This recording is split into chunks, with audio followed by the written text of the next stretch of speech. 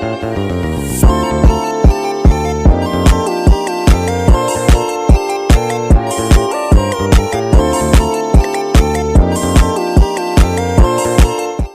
teman-teman semuanya, perkenalkan nama aku Azani Nubligasani. Aku berasal dari kelas ASP 28 dan di video kali ini kita akan belajar bareng terkait pertemuan 7 mata kuliah ekonomi mikro, yaitu tentang analisis pasar persaingan sempurna.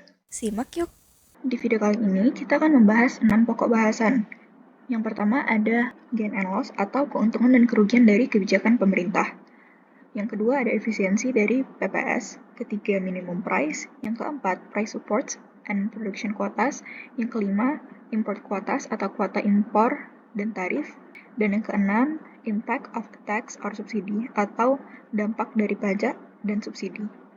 Yang pertama, kita akan membahas dan mengevaluasi gain dan loss ataupun keuntungan dan kerugian yang muncul dari kebijakan-kebijakan pemerintah.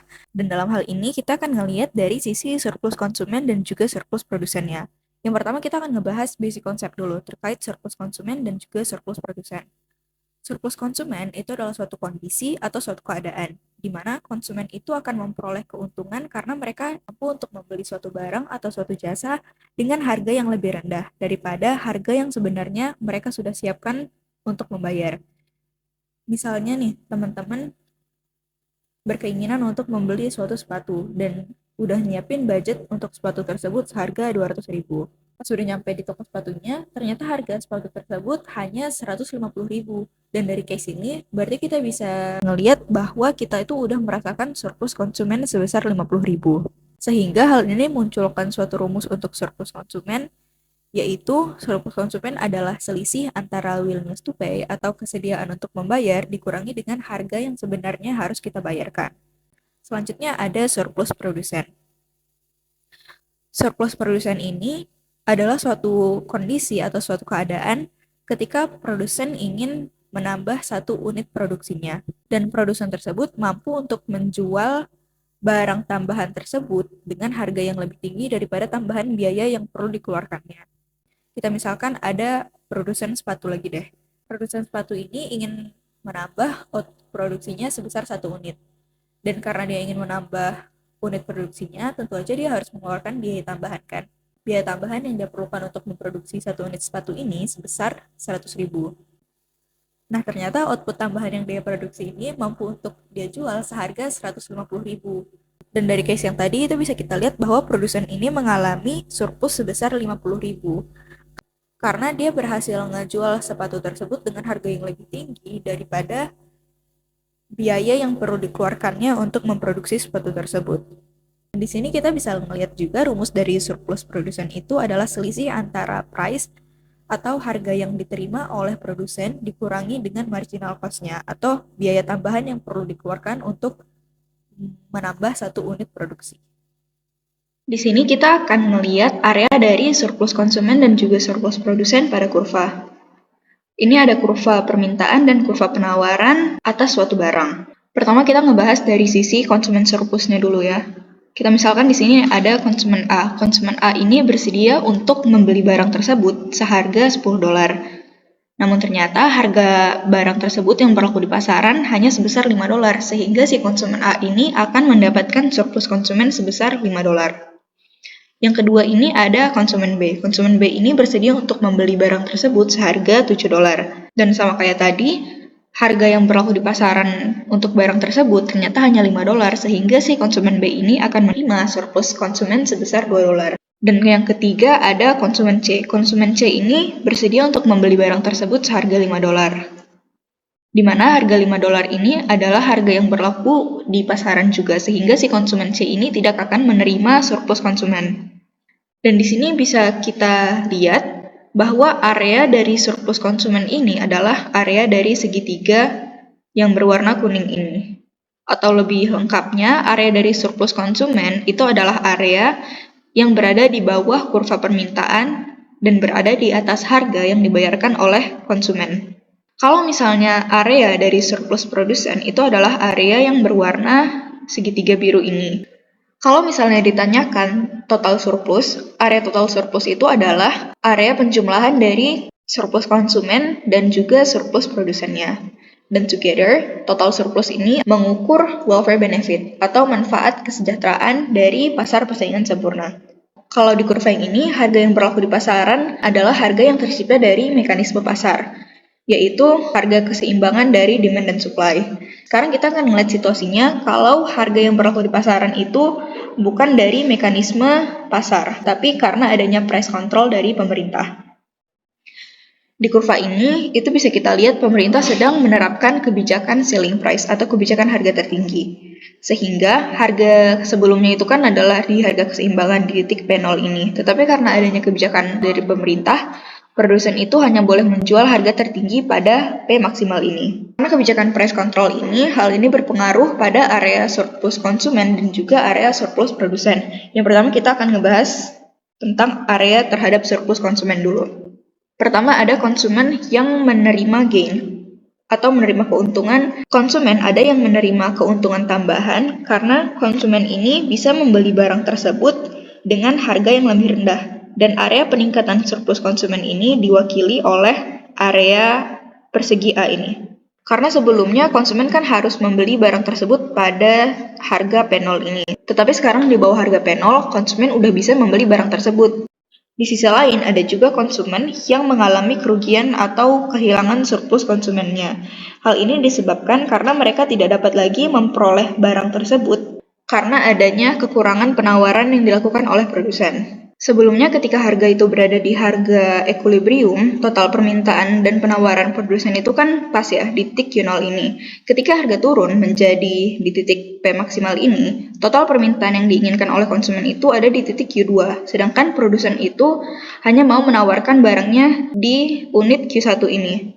Di situasi sebelumnya, area permintaan dari Q1 ke Q0 ini itu ada produsen yang mau untuk menawarkan barangnya. Namun sekarang produsen hanya mau menawarkan barangnya maksimal di titik Q1 ini. Jadi sekarang ada area permintaan konsumen yang permintaannya itu nggak ke-cover oleh penawaran yang ada di pasaran. Sehingga hal ini memunculkan kerugian bagi konsumen. Dan area kehilangan surplus konsumen ini digambarkan oleh area B. Sehingga kalau misalnya kita mau ngelihat total perubahan yang dialami oleh surplus konsumen itu adalah selisih antara peningkatan surplus konsumen yang dinikmati oleh konsumen yang bisa membeli barang tersebut dengan harga yang lebih rendah. Hal ini diwakili oleh area A, dikurangi dengan kerugian surplus konsumen yang dialami oleh konsumen yang nggak bisa lagi membeli barang tersebut, diwakili oleh area B ini. Atau kalau singkatnya, area total perubahan surplus konsumen itu adalah area A kurang area B. Kalau misalnya area A ini lebih besar daripada area B, maka total perubahan dalam surplus konsumen itu adalah positif, yang menunjukkan bahwa secara keseluruhan konsumen itu masih menerima keuntungan. Selanjutnya kita akan ngebahas perubahan bagi surplus produsennya. Produsen yang memutuskan untuk tetap berjualan akan menerima harga yang lebih rendah untuk barang yang mereka hasilkan. Akibatnya mereka itu akan kehilangan surplus produsen yang sebelumnya mereka nikmati, yang diwakili oleh area persegi A ini. Karena sebelumnya area persegi A ini kan merupakan area surplus produsen, tetapi sekarang udah menjadi area dari surplus konsumen. Total produksinya ini juga turun karena ada beberapa produsen yang memutuskan untuk meninggalkan pasar. Ketika produsen memutuskan untuk melakukan produksi, tentu saja mereka harus ada mengeluarkan biaya-biaya kan. Ketika harga udah ditetapin oleh pemerintah nih, di titik P maksimal, produsen ini merasa harga yang ditetapin itu nggak cukup untuk nge-cover biaya yang mereka keluarkan. Jadi daripada mereka memutuskan untuk tetap berproduksi, mereka lebih memutuskan untuk meninggalkan pasar aja. Area kerugian yang dialami oleh produsen yang memutuskan untuk meninggalkan pasar itu direpresentasikan oleh segitiga C ini.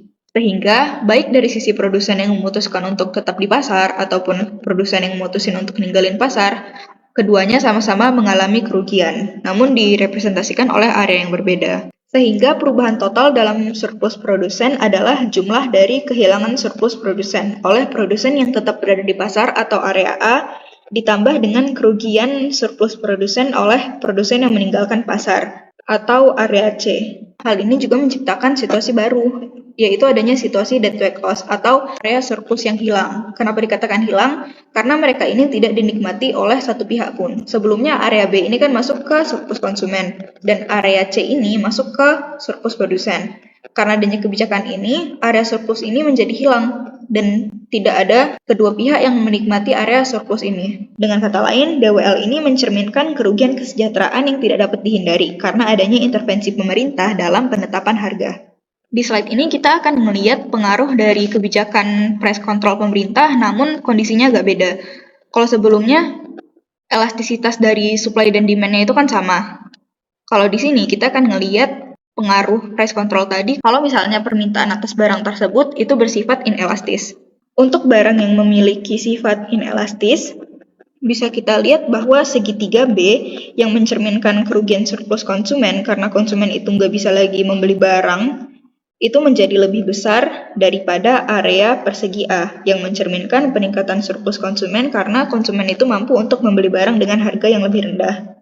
Karena segitiga B ini lebih besar daripada area persegi A, hal ini mengindikasikan bahwa kerugian konsumen akibat price control akan menjadi lebih besar daripada keuntungan yang diperoleh oleh konsumen. Kalau di sebelumnya, kita bisa lihat kan kalau area persegi A ini lebih besar daripada area segitiga B, sehingga konsumen ini masih memperoleh penambahan surplus konsumen.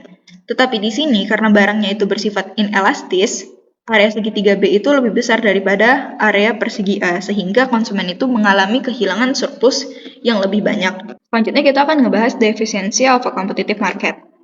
Economic efficiency itu adalah pemaksimalan atau memaksimalkan nilai keseluruhan dari surplus konsumen dan juga surplus produsen. Biasanya efisiensi of a competitive market dilakukan dengan adanya evaluasi pasar. Tujuan dari evaluasi pasar ini untuk memastikan bahwa pasar itu beroperasi secara efisien, yaitu memaksimalkan surplus konsumen dan surplus produsen secara keseluruhan. Dan tentu aja evaluasi pasar ini bersifat penting untuk mengidentifikasi apakah intervensi pemerintah itu diperlukan untuk mengoreksi distorsi pasar gitu. Kayak contohnya kegagalan pasar atau mungkin untuk mencapai tujuan lain yang dianggap penting oleh pembuat kebijakan. Saat ini kita mungkin berpikir ya, jika satu-satunya tujuan dari evaluasi pasar itu adalah untuk mencapai efisiensi ekonomi, maka sebaiknya pasar persaingan sempurna ini tuh dibiarkan aja sendiri, nggak perlu ada intervensi dari pemerintah. Sometimes kita bisa bilang ini benar, tapi nggak selalu benar. In some situation, kegagalan pasar itu dapat terjadi ketika pasar nggak mencapai efisiensi ekonomi karena harga itu gagal ngasih sinyal yang tepat ke produsen atau konsumen. Jadi pada dasarnya, ketika harga yang ada di pasaran itu nggak bisa ngasih sinyal yang tepat kepada konsumen atau produsen, harga itu nggak akan mencerminkan informasi yang benar tentang cost atau tentang benefit terhadap sesuatu.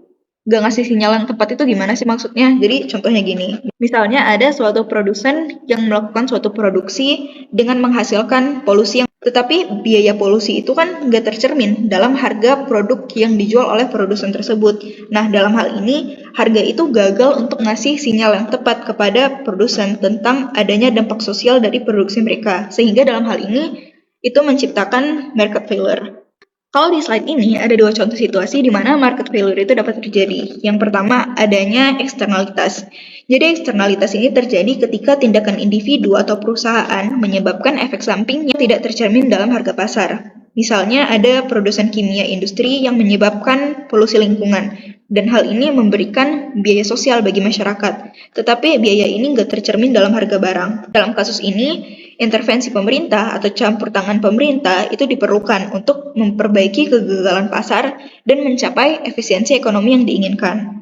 Karena tanpa adanya intervensi dari pemerintah, produsen semacam ini nggak akan memiliki insentif untuk mempertimbangkan biaya sosial dari polusi yang udah mereka ciptakan tadi.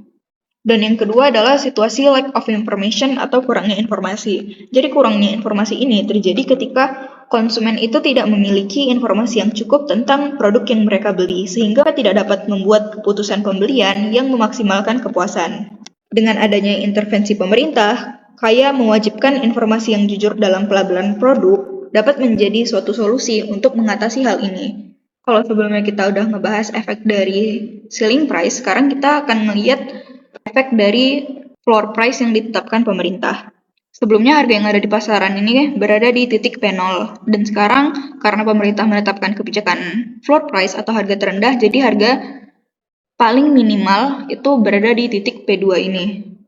Karena harga udah naik jadi titik P2, produsen itu ingin memproduksi barangnya sebanyak Q2, tetapi karena harga naik tadi, konsumen itu nggak mau membeli barang sebanyak itu. Jadi pembelian konsumen itu menurun dari titik Q0 ke titik Q3.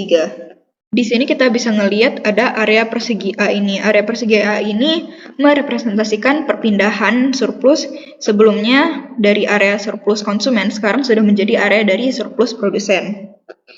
Dan ada area B atau area C ini yang menggambarkan area dead weight loss. Selanjutnya kita akan membahas mengenai minimum price atau harga minimum. Di sini kita langsung pakai contoh kurvanya. Dalam kurva ini, P minimum ini menunjukkan harga minimum yang ditetapkan oleh pemerintah. Kuantitas yang ditawarkan sekarang itu adalah Q2 dan kuantitas yang diminta adalah Q3. Sedangkan sisanya atau selisihnya itu mewakili kelebihan penawaran yang tidak terjual. Dari kebijakan ini tentu saja akan terjadi perubahan dalam surplus konsumen dan juga surplus produsen. Dalam kasus ini, surplus konsumen itu akan berkurang karena harga yang lebih tinggi, sedangkan surplus produsen itu akan meningkat karena harga jual yang lebih tinggi. Namun karena adanya peristiwa kelebihan penawaran yang tidak terjual ini menyebabkan bagian dari surplus produsen hilang karena produsen tidak mampu menjual semua barang yang mereka hasilkan. Oleh karena itu, dampak keseluruhan dari kebijakan ini sebenarnya tergantung pada seberapa besar perubahan di surplus konsumen dan surplus produsennya, serta berapa jumlah kelebihan penawaran yang tidak terjual. Pertama kita bahas surplus konsumen dulu ya. Konsumen yang masih mampu untuk membeli barang tersebut harus membayar dengan harga yang lebih tinggi, sehingga mengalami kerugian surplus yang direpresentasikan oleh area A ini.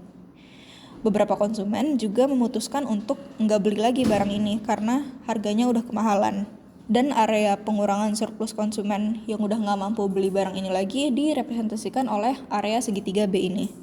Dan oleh karena itu, perubahan total dalam surplus konsumen atau delta konsumen surplus itu dirumuskan sebagai min A dikurang min B. Delta CS ini menunjukkan perubahan dalam surplus konsumen, dan tanda negatif di sini mengindikasikan bahwa perubahan tersebut adalah penurunan dalam surplus konsumen. Kalau persegi A ini mewakili kerugian surplus yang dialami oleh konsumen yang masih membeli barang pada harga lebih tinggi. Sementara segitiga B ini mewakili kerugian surplus dari konsumen yang keluar dari pasar karena harga yang lebih tinggi. Kalau produsen pasti akan menerima harga yang lebih tinggi untuk unit yang mereka jual, yang mengakibatkan peningkatan surplus yang direpresentasikan oleh area persegi panjang A ini. Jadi persegi panjang A ini mewakili perpindahan surplus yang sebelumnya ini milik surplus konsumen sekarang menjadi milik surplus produsen. Namun karena adanya penurunan penjualan, sebelumnya kan produsen berjualan di titik Q0, sekarang berjualannya di titik Q3. Karena adanya penurunan penjualan ini, produsen mengalami kerugian surplus yang direpresentasikan oleh area segitiga C ini. Karena kenaikan harga ini, kalau produsen itu kan pengennya berproduksi di titik Q2 ini. Tapi barang yang laku cuma di titik Q3 ini. Jadi mereka tidak mendapatkan pendapatan untuk menutup biaya produksi mereka ketika mereka berproduksi di titik Q2. Dengan demikian, luas di bawah kurva penawaran dari Q3 ke Q2 ini adalah biaya untuk memproduksi kuantitas di area ini. Biaya ini diwakili oleh trapesium yang diarsir D. Jadi kalau misalnya produsen tetap ingin berproduksi pada titik Q2, perubahan total dalam surplus produsen itu dihitung sebagai delta PS sama dengan A kurang C kurang D. Jadi perubahan dalam surplus produsen itu adalah jumlah surplus yang diperoleh dari peningkatan harga yang diwakili oleh area A dikurangi dengan kerugian akibat penurunan penjualan yang diwakili oleh area C dan dikurangi dengan biaya produksi yang tidak terbayarkan karena barang mereka itu nggak laku kejual yang diwakili oleh area D ini. Contoh lain dari harga minimum yang diberlakukan pemerintah itu ada Undang-Undang Upah Minimum atau yang lebih kita sering dengar sebagai UMR. Di kebijakan UMR ini, upah itu ditetapkan pada titik wage minimum. Wages itu upah ya, upah minimum yang merupakan tingkatan yang lebih tinggi dari upah keseimbangan pasar atau di titik WO ini. Karena adanya kebijakan upah minimum ini menghasilkan beberapa dampak yang berbeda pula. Yang pertama itu ada dampak positif. Dampak positif ini dirasakan oleh pekerja yang berhasil mendapatkan pekerjaan atau pekerja yang sudah bekerja sehingga mereka mendapatkan upah yang lebih tinggi. Upah yang lebih tinggi ini tentu saja akan meningkatkan kesejahteraan mereka. Di sisi lain, kebijakan UMR ini juga memberikan dampak negatif ke sebagian orang. Kebijakan UMR ini akan mengakibatkan pengangguran karena perusahaan itu cenderung mempekerjakan lebih sedikit pekerja dengan upah yang lebih tinggi. Hal ini ditunjukkan dengan selisih antara jumlah pekerja yang dipekerjakan pada upah minimum di titik L1 dikurangi dengan jumlah pekerja yang ingin bekerja pada upah tersebut tetapi tidak mendapatkan pekerjaan, yaitu di titik L2. Kalau di kurva ini, kurva supply-nya itu menggambarkan penawaran tenaga kerja dari masyarakat, dan kurva demand-nya ini menggambarkan permintaan akan tenaga kerja dari perusahaan. Jadi dalam konteks undang-undang upah minimum, ketika pemerintah menetapkan upah minimum di atas tingkat keseimbangan pasar, hal ini menyebabkan keuntungan bagi pekerja yang mendapatkan upah yang lebih tinggi, tetapi juga menyebabkan pengangguran bagi mereka yang tidak dapat menemukan pekerjaan dengan upah tersebut. Nah, selain itu, kebijakan ini juga menghasilkan kerugian kesejahteraan yang direpresentasikan oleh area DWL ini, atau area B ditambah area C. Segitu aja dulu penjelasannya untuk video kali ini. Untuk pembahasan materi selanjutnya akan kita bahas di video bagian 2.